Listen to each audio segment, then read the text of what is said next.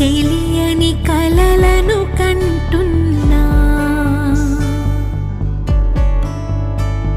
ఇది వరకెరుగని ఉదయము చూస్తున్నా. మంచు మేఘమేలా, ఒక గాలివానలా,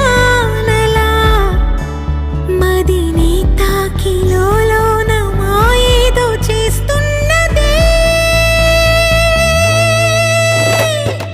పరిచయమిలా పరిమళములా మనసునంటే బదలదేలా, తలపులనిలా నిలపడమిలా, ఎదను దాటి ఎగిసెనేలా.